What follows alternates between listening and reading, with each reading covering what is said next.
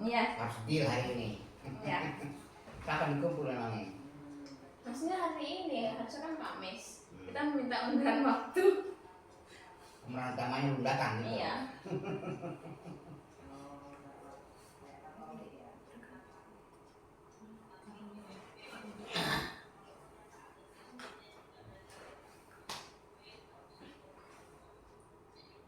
Ya boleh diawali.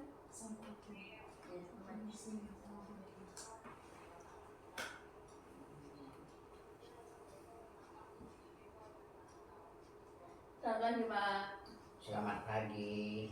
Kami ini ingin mewawancarai pohon tentunya ya Pak ya.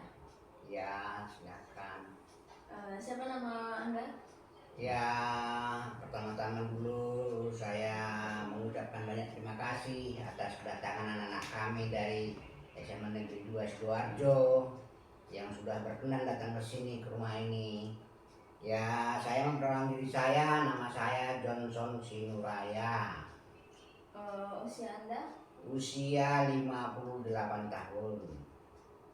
Nah, untuk mengawalnya, apa peran Anda dalam usaha bantal guling ini?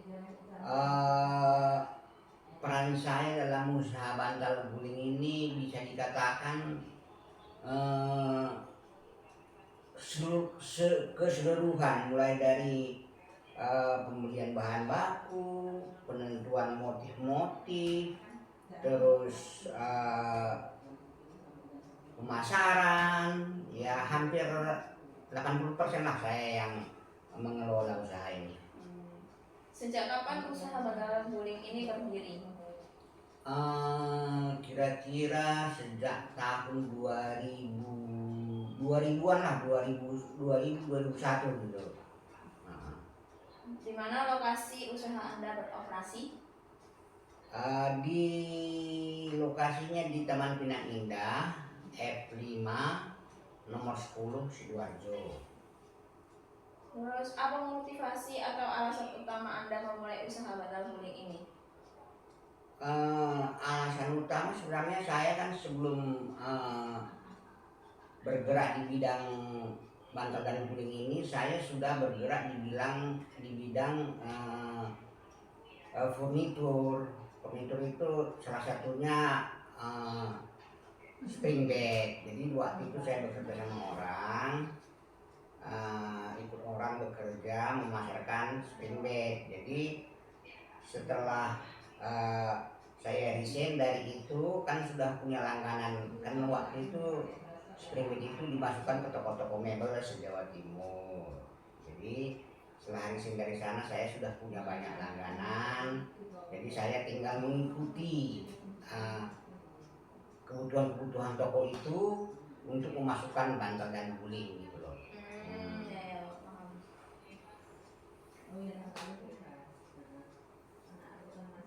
Apa keunggulan utama produk bantal guling Anda dibandingkan produk lain di pasaran?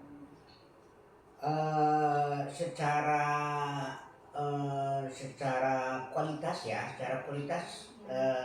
kita belum sampai ke sana. Cuman secara hubungan antara kita dengan pemilik toko itu sudah terjalin selama ini. Jadi sudah ada saling percaya gitu loh. Jadi kita kadang-kadang ada sistem kredit, ada sistem cash gitu loh. Jadi kalau masalah kualitas ya, kadang-kadang kualitas itu kan, harga itu kan menentukan kualitas gitu ya. Jadi kalau kita mengaku-ngaku ya, semua kalau pedagang itu mengaku produknya juga unggul gitu loh. Kayak gitu Mas. Bahan apa yang digunakan dan mengapa memilih bahan tersebut? Kalau untuk bahan bantal dan guling ini kita menggunakan bahan dakron dan silikon. Jadi dakron, silikon. Kenapa kita memilih bahan dakron? Karena dakron itu istilahnya setelah dipakai itu bisa dicuci kembali. Bisa dicuci kembali, nggak seperti, maaf ya, produk-produk yang menggunakan bahan kaku umpamanya kan, kalau umpamanya dicuci kan sudah Kempes. susah keringnya apa gimana gitu loh. Terus silikon juga seperti itu. Jadi kalau dakron tadi silikon lebih tinggi lagi kualitasnya. Jadi orang-orang sekarang cenderung itu istilahnya lebih memilih praktisnya aja gitu loh. Jadi bantal-bantal itu yang bisa kalau kotor bisa dicuci, apa bisa dikeluarin isinya, dijemur, jadi ngembang lagi gitu loh. Nah, Bagaimana kualitas, kenyamanan, daya tahan, dan desain produk Anda? bagaimana kenyamanan, Daya tahan, dan dan desain produk Anda. kalau kenyamanan sih semua bantal kayaknya sama ya. Maksudnya gini, semua kalau saya perhatikan itu bantal dakron maupun silikon umpamanya ya, dia itu mengikuti suhu di dalam ruangan. Nah, jadi umpamanya pakai, maaf kalau pakai AC ya tetap aja dingin gitu loh, meskipun pakai dakron pakai silikon gitu loh. Tapi kalau ruangannya nggak AC kadang-kadang kan, apalagi Sidoarjo kan panas ya. Nah itu yang ngikuti suhu ruangan lah, apapun bantalnya. Kalau suhu ruangan tempat tidurnya panas ya tetap aja panas kalau menurut saya. Itu apalagi tadi setelah kenyamanan. Daya tahan. Oh ya, daya tahan memang kalau kita dulu itu ya, kalau umpamanya silikon itu kita memang kasih jaminan ke toko itu. Kadang-kadang ya bisa sampai 6 bulan nggak kempes gitu kan, karena kita sudah menguji sebelumnya bahan-bahannya apa gitu loh. Cuman seiring dengan pergerakan waktu, kadang-kadang sekarang ini kita sudah nggak bisa memberikan garansi karena kualitas yang kita terima dari pabrik silikon itu juga sudah menurun gitu loh. Nah jadi maksudnya seiring berjalannya waktu ya seperti itulah. Jadi kita sudah nggak ada garansi lagi sampai sekarang ini. Dulu sih ada, sekarang sudah, karena kita mencari kualitas yang bagus itu memang masih ada, cuman harganya juga sudah nggak terjangkau di pasaran gitu loh Pak, Mas. Nah, satu lagi tadi apa yang terakhir? Desain produk. Oh, kalau desain produk, kalau kita cuman desainnya ya namanya bantal di mana-mana ya kelihatan segi empat ya. Di mana, jadi kita ngedesain di mana? Sekarang kita pokoknya desain seperti ini ya. Tapi kalau spray dan suku bantalnya tetap segi empat, gimana kita mendesainnya gitu. Jadi itu sudah pakem lah istilahnya gitu, segi empat tok itu biasanya bantal kan. Kalau umpamanya bantal tidur kan seperti itu. Kalau kita buat umpamanya dari sini gambar love umpamanya, syarungnya dari mana kan gitu kan, susah juga gitu. Jadi itu sudah pakem lah seperti itu desainnya, cuman kita ganti-ganti corak aja supaya menarik. Apakah ada ciri khas atau inovasi tertentu pada bantal guling Anda? Apakah Ada ciri khas atau inovasi tertentu pada bantal guling Anda?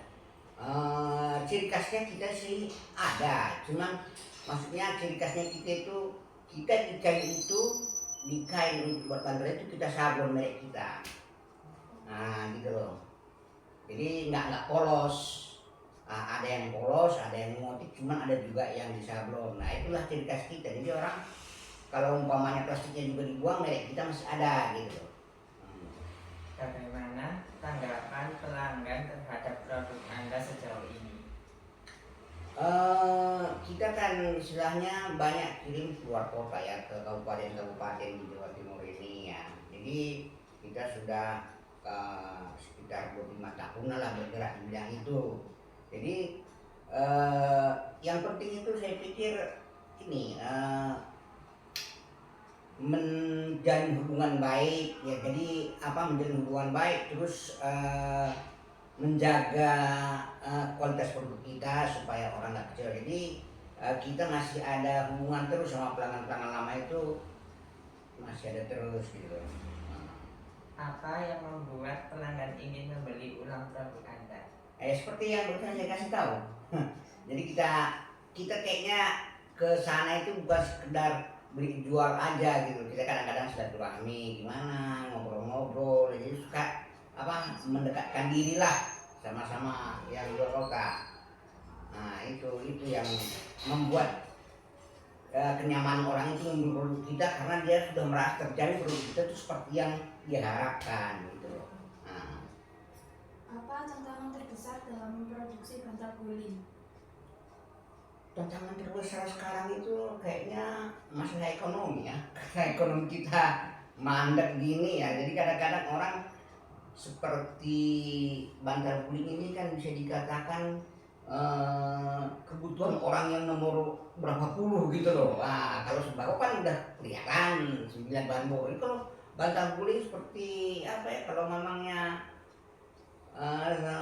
ini apa namanya, orang kadang-kadang beli bantal guling itu kan meskipun ada, kalau mau beli lagi kan buat kenyamanan toh, iya toh, bukan karena kebutuhan gitu loh, keinginan. Nah, karena sudah ada berarti gitu kan.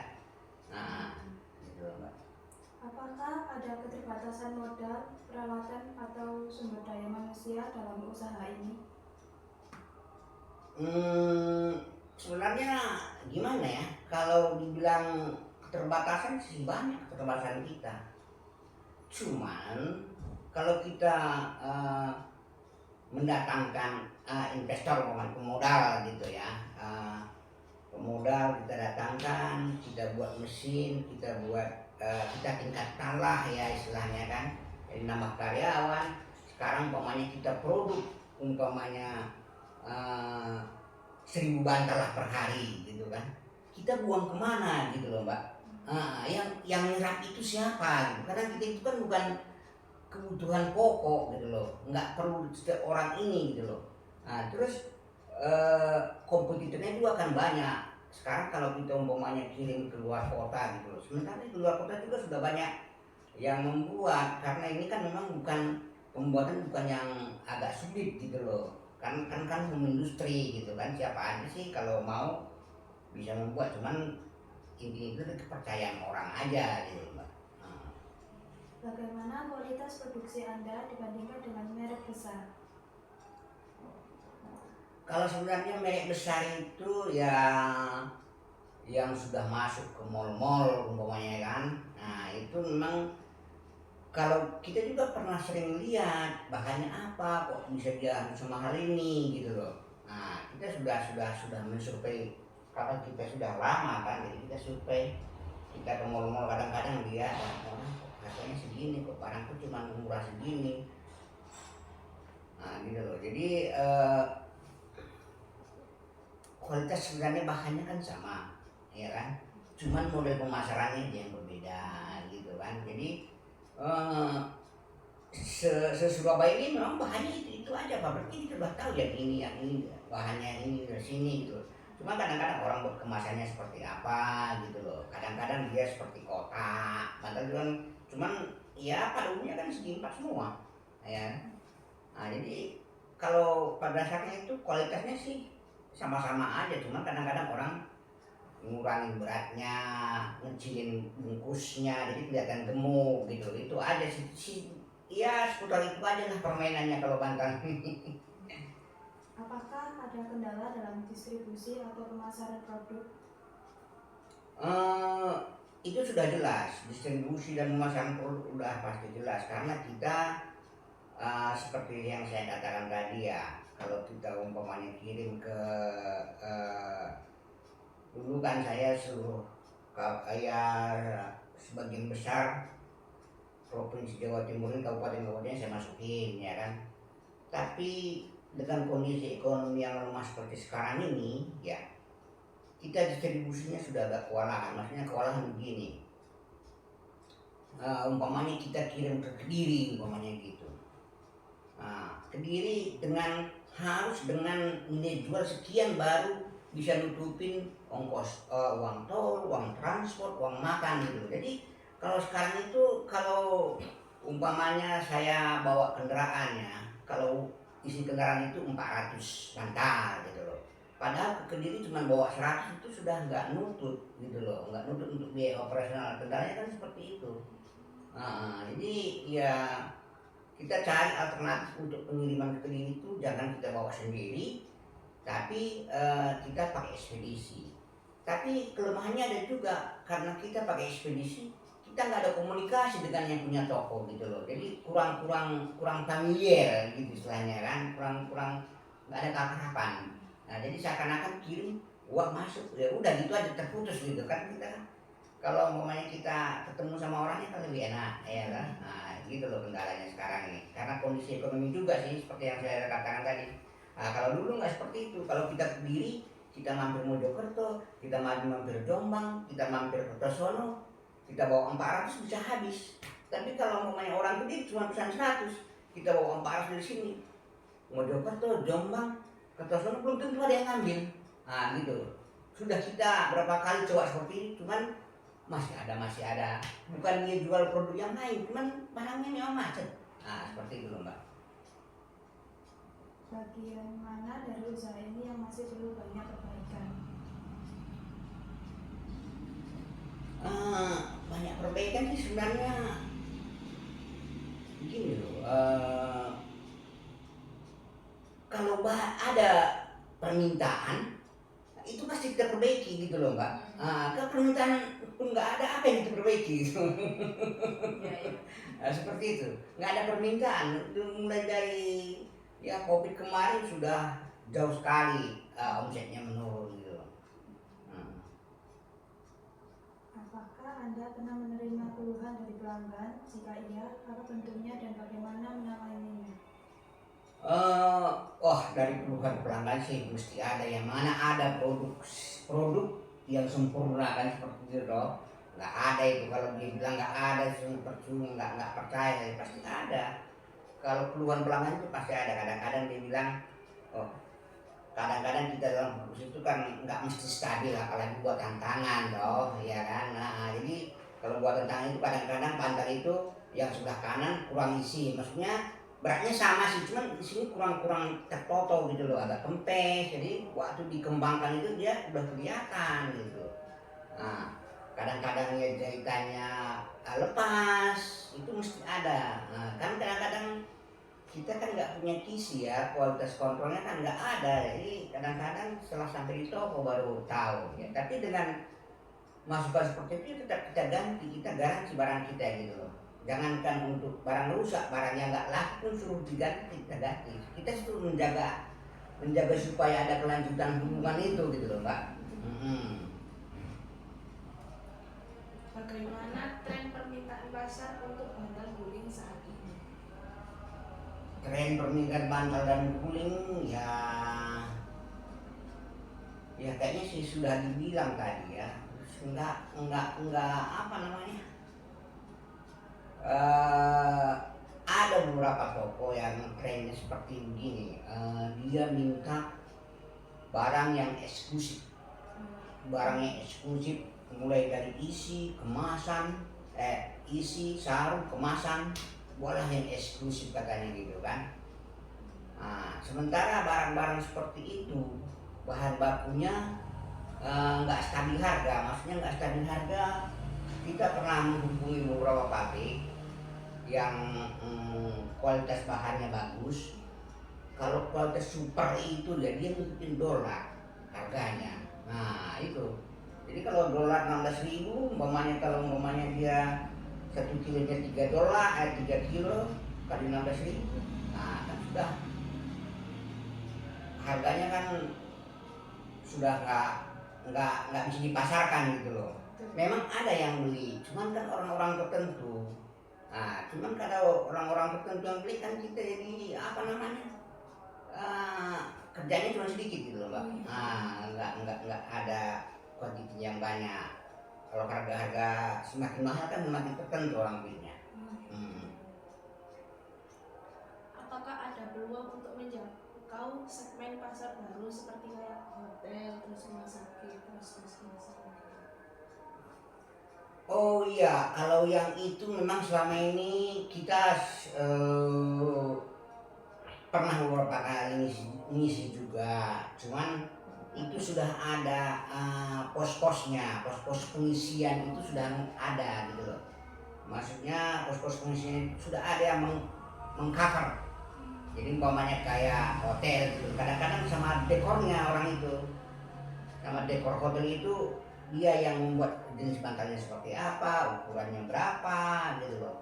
Nah itu kita kadang-kadang ya memang kita pasarnya bukan ke situ gitu loh, kita kan ke toko-toko mebel, cuma kalau dapat gitu ya alhamdulillah gitu aja, kita beberapa kali juga dapat gitu loh. Nah, tapi dapatnya juga nggak langsung dari toko-toko mebel, kayak pernah kita ngisi asrama di Malang itu berapa ribu bantal itu loh, kita drop ke sana gitu kan. Nah, rumah sakit juga pernah, di Pare pernah juga kita isi, tapi bukan kita langsung gitu, ada pihak ketiganya. Nah, Apakah ada potensi kolaborasi dengan marketplace atau toko online? toko online sama marketplace itu pernah kita jajakin ya, cuman kita kendala dalam kemasan dan kubiknya, sama ya itu terutama itu kemasannya seperti apa gitu kan. Karena bantal ini kan kubiknya kan besar, jadi kalau mau satu bantal udah 1 kilo dia, padahal harga umpamanya cuma 40.000 kan gitu kan. Nah, kita sudah pernah menjajaki seperti itu, cuman kita terbentur di kemasannya sama yang saya sebutkan tadi itu gitu loh. Nah, pengennya sih seperti itu, cuman ya nggak tahu lah nanti anak saya yang masih muda ini bisa karena saya kan sudah tua ya kan, jadi untuk situ kayaknya sudah agak gaptek lah nggak bisa ngikutin lagi. Gitu. Bagaimana prospek usaha bantal guling ini jika dikombinasikan dengan produk lain, misalnya spray, selimut, atau misalnya Nah itu juga sudah pernah kita lakukan, jual spray itu ke toko-toko itu. Cuman kalau kita buat spray itu ya harus dibuat sendiri baru bisa ada kelebihannya. Kalau kita ngambil dari orang kita jual lagi ke toko itu sangat riskan sekali. Masalahnya pabrik misalnya home industry yang home industry spray itu kalau main besar-besaran dia kan, itu harganya memang sangat murah. Murahnya dia begini mbak, dia itu beli kain itu sekian puluh ribu meter dalam sekali beli, itu memang harga jauh lebih murah gitu loh. Jadi kalau umpamanya dia harganya terus dia tenaga kerjanya juga steam borongnya lebih murah juga gitu loh, karena dia rutin. Jadi bisa istilahnya bisa jadi apa? Jadi harapan pekerja itu memang rutin kerjanya gitu loh. Kalau kita kadang-kadang buat seminggu libur sebulan ya kadang-kadang nggak bisa seperti itu kalau kerja kan. Nah jadi kalau maunya kita buat seperti itu tentu ongkosnya lebih mahal juga karena nggak rutin gitu kan. Nah itu kendala-kendala yang kita hadapi dalam dalam menjual pasangan bantal gulingnya dengan spray, dengan sarung bantal gitu. Sekarang memang kalau orang mesen seperti itu ya kita usahakan ada, cuman kita kasih tahu harganya dulu, kita ngambil ke tempat yang lain gitu. Tapi begitu pabrik besar masuk, kita sudah kalah masalah harga. Nah gitu. Nah, sejauh mana promosi digital bisa membantu penjualan? promosi digital sih kita sih maksudnya di rumah ini gitu loh ya. Putri saya sudah membuat, kalau umpamanya Sherlock itu sudah keluar bantal guling Sidoarjo gitu kan. Itu juga beberapa orang sudah umpamanya orang cari bantal guling langsung terjun ke rumah ini gitu. Cuman ya kalau seperti itu kan sudah sifatnya kan penjualan pribadi, ngecer gitu buat pemakaian sendiri. Kalau saya kan ke toko-toko pakai kan seperti itu. Nah itu ya ada juga manfaatnya. Cuman kita kan belum fokus ke sana gitu loh, belum promosinya belum besar-besar seperti itu supaya orang terfokus ke sini untuk beli kan gitu kan. Nah jadi kendala-kendalanya seperti itu. Kadang-kadang kalau kita jual pribadi di rumah, ada toko-toko sekitar sini kan sudah nggak bergerak gitu kan. Nah maksudnya dia dia merasa loh dia jual sendiri kok, ngapain saya jual barang dia kan begitu lah. Nah iya gitu loh mbak, kendalanya. Apakah Anda berencana mengembangkan variasi produk atau memperluas jangkauan pasar? Ya rencana seperti itu ada ya, cuman seperti yang kita wawancara tadi sebelumnya itu, kalau permintaan nggak ada ngapain sekarang gini seperti yang saya bilang tadi ya, yang saya ke Kediri tadi kan. Nah, kalau umpamanya di Trenggalek banyak permintaannya, kenapa nggak ke sana kan gitu. Sekarang kan tergantung permintaan juga. Mengembangkan sih seperti Mbak bilang tadi, kalau memang permintaan banyak ya kita berani minjem banyak, minjem dana, minjem apa gitu kan. Kalau mau minjem permintaan nggak ada, buat apa kita? Cuman kita minjem ke bank nanti ya cuman bayar bunganya juga nggak mampu, apalagi bayar pokoknya kan gitu. Nah,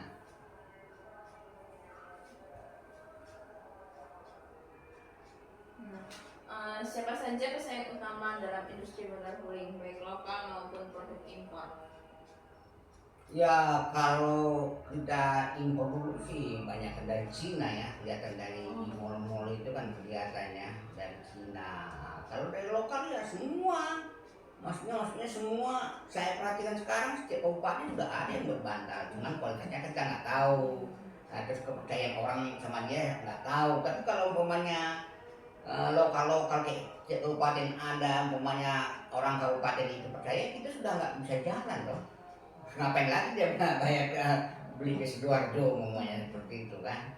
Nah, Apakah harga bahan baku, misalnya kayak dakron, kain itu sering mengalami kenaikan yang mempengaruhi produksi? eh,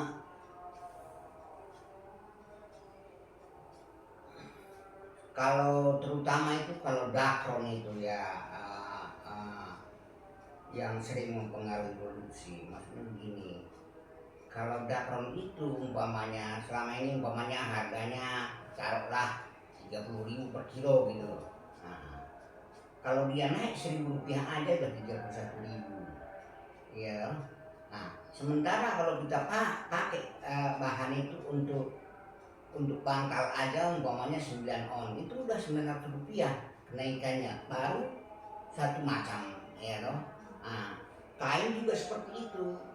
Kain kalau umpamanya naik seperti 500 perak umpamanya per yard ya, per meter gitu kan, itu udah kemakan umpamanya 200 rupiah. Nah gitu loh.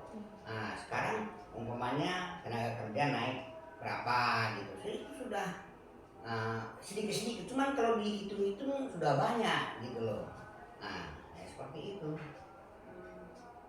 Menurut Anda, apakah konsumen lebih memilih produk branded dibandingkan produk lokal? Sejauh ini yang saya perhatikan, karena kita nggak langsung konsumen langsung ya jualnya ya. Kalau masalah bantal ini ya itu tergantung, kadang-kadang siapa yang menjual. Kayak kita kan tangan pandangan kita kan toko, tergantung dia apapun dia bilang orang percaya seperti itu kebanyakan gitu, karena ya bantalnya memang begitu-begitu aja, cuma dilihat diputar begitu kan udah ketahuan gitu.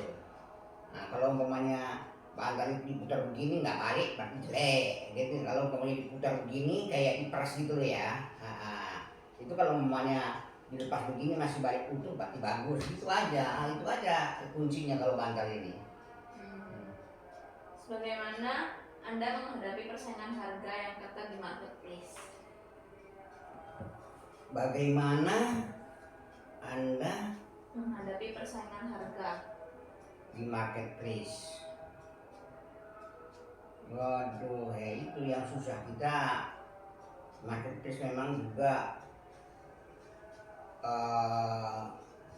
ada pengaruhnya, cuman nggak signifikan ya. Saya kalau saya perhatikan ya, maksudnya ya nggak langsung mematikan usaha bantal. Nggak kayak seperti toko-toko yang barang-barang kecil kayak parfum, kayak baju, kayak jilbab gitu kan. Kadang-kadang toko-toko seperti itu karena dia praktis mikirinnya kan, kayak marketplace itu kan gampang. Kalau kita kan seperti yang saya katakan tadi nggak begitu gampang untuk menggeser itu, kayak seperti mebel gitu kan, mebel itu kan seperti itu. Nah jadi marketplace itu ya memang ya kita bukan pasar juga sih ya, cuman kita sudah tahu lah itu udah rezekinya kita masing-masing gitu ya. Kita sekarang umpamanya kalau kita tok yang buat bantal dua nggak mungkin kita bisa penuhi seluruh Jawa Timur, bisa mati kita kerja, nggak mungkin berhenti kan gitu. Belum selesai yang ini minta lagi sana, udah nunggu lagi dua, ayo ya, kan seperti itu kan. Ya kita sudah menyerahkan sama yang kuasa, sudah adalah rezekinya masing-masingnya gitu loh maksudnya. Nah, Yang terakhir, apakah ada hambatan dari faktor eksternal seperti regulasi atau kondisi ekonomi? ya tadi kan sudah dikasih tahu kalau kondisi ekonomi udah pasti, keadaan ekonomi kita sekarang ya bisa dikatakan 80% penduduk ini sudah mengeluh, ya orang-orang tertentu saja yang merasa menikmati kan seperti itu. Ya, itu pasti. Jadi regulasi itu ya maksudnya regulasi pemerintah apa seperti apa ini? Nah itu ya regulasinya ya seperti itulah, nggak apa namanya,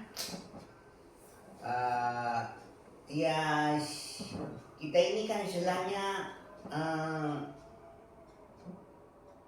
pembuatan bantal ini kan home industry ya, jadi ya belum regulasinya belum seketat apalah, belum seperti orang menjadikan usaha dagang kah, PT kah, ya kita ya kayak pedagang home industry lah seperti itu ya. Nggak tahu lah nanti kalau umpamanya pemerintah apa membuat regulasi apa harus daftar harus apa ya, kita nggak tahu. Makanya sementara ini kita masih aman-aman aja seperti ini gitu loh.